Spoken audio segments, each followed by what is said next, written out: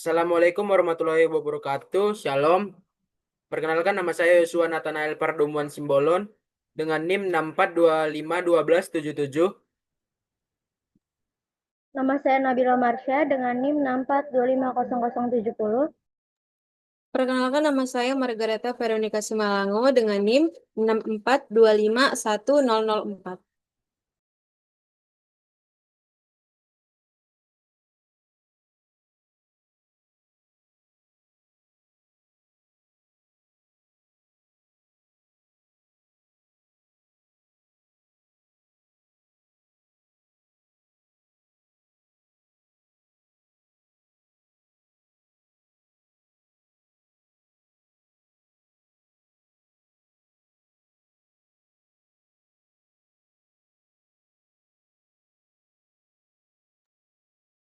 Kami akan mempresentasikan tentang standar pengendalian proses absensi karyawan di suatu organisasi.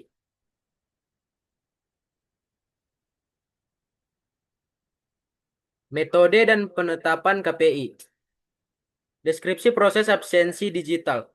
Absensi karyawan adalah elemen krusial dalam manajemen SDM. Metode absensi harus berevolusi dari sistem manual tradisional hingga platform digital berbasis web yang modern. Tujuan utama proses absensi: pencatatan jam kerja, perhitungan gaji dan tunjangan, pengukuran produktivitas, dan evaluasi kinerja karyawan. Standar proses absensi organisasi. KPI adalah alat fundamental untuk mengukur performa karyawan termasuk aspek kehadiran dan kedisiplinan mereka. Penerapan KPI absensi membantu organisasi menetapkan tolak ukur yang jelas untuk kedisiplinan dan kontribusi karyawan mendukung pengambilan keputusan strategis.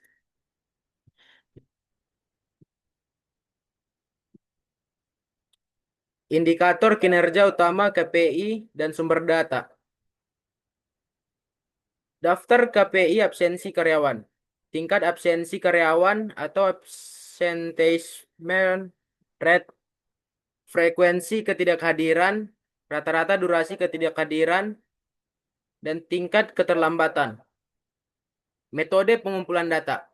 Sistem absensi real time, aplikasi KPI karyawan, HRIS, atau Human Resource Information System, dan spreadsheets atau Miss Excel. Kerangka berpikir analisis, evaluasi kinerja karyawan menilai produktivitas, komitmen, dan kedisiplinan. Pengumpulan data absensi, perhitungan KPI, analisis tren dan pola, identifikasi faktor penyebab, penilaian dampak bisnis, dan pengambilan keputusan.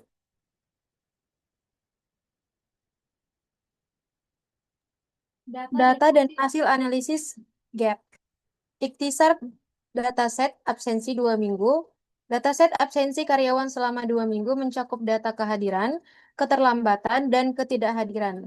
Informasi ini krusial untuk memantau disiplin dan produktivitas. Hasil pengukuran KPI absensi ada di aktual dan target. Di aktual itu yang berwarna biru sekitar 90%-an dan di target itu sekitar 95%-an. Ada juga yang sekitar 15%-an dan 10%-an dan sebagainya. Kemudian ada identifikasi gap kinerja. Analisis gap mengidentifikasikan kesenjangan antara kondisi aktual absensi dengan target atau standar yang diharapkan perusahaan. Ini membantu menemukan area perbaikan. Ada kata yang mengatakan yaitu gap analysis dilakukan untuk mengetahui apakah kinerja telah berjalan sesuai fungsi untuk memenuhi target dan ekspektasi yang ditetapkan. Interpretasi hasil analisis. Fokus permasalahan utama. Absensi karyawan yang tidak konsisten dan seringnya keterlambatan menghambat efisiensi dan pencapaian target, seperti kerendahnya produktivitas. Lalu dampak keterlambatan produktivitas. Keterlambatan dan absensi mengakibatkan kerugian signifikan dengan penurunan produktivitas hingga 15%, yaitu kerugian produktivitas sebanyak 15% yang harus digarisbawahi. Kemudian potensi budaya kerja negatif. Keterlambatan terus-menerus dapat merusak semangat kerja, memicu ketidakdisiplinan, dan menciptakan lingkungan negatif, yaitu penurunan morale tim. Pembahasan dan rencana perbaikan. Analisis akar masalah keterlambatan. Keterlambatan pekerjaan adalah masalah umum yang merugikan dalam pelaksanaan proyek. Dampaknya meliputi penambahan biaya, penundaan manfaat, serta penurunan reputasi. Diagram Fishbone digunakan sebagai kerangka visual sistematis untuk mengidentifikasikan dan menyelidiki berbagai kemungkinan penyebab suatu peristiwa atau masalah. Pendekatan krusial ini untuk menemukan akar masalah secara fokus dengan kesenjangan yang ada. Kemudian diagram Fishbone penyebab masalah. Seperti pada tabel yang kita lihat, juga dikenal sebagai diagram tulang ikan atau Ishikawa diagram. Ini adalah alat manajemen kualitas untuk mengidentifikasikan sebab dan solusi masalah kompleks.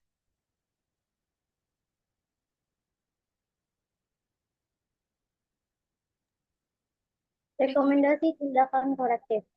Peningkatan fitur sistem, memperbarui dan mengembangkan sistem absensi digital untuk efisiensi waktu, akurasi data, serta meningkatkan disiplin dalam produksi karyawan.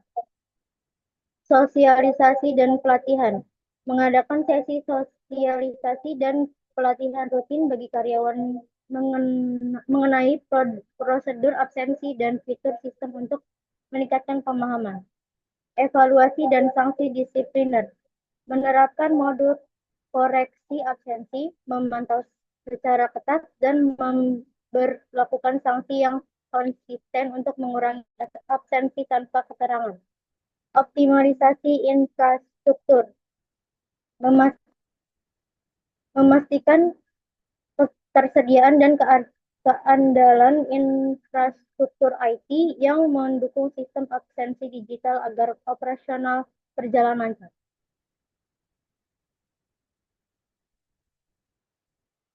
Dampak positif perbaikan absensi. Sistem absensi digital membawa transformasi signifikan,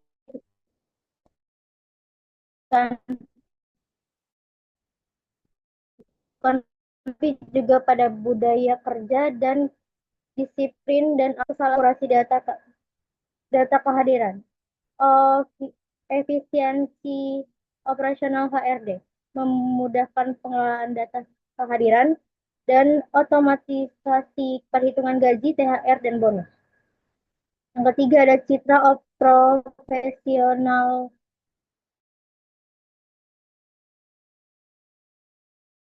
meningkatkan kepercayaan dan kepuasan karyawan, menarik, dan yang ketiga ada menarik talenta.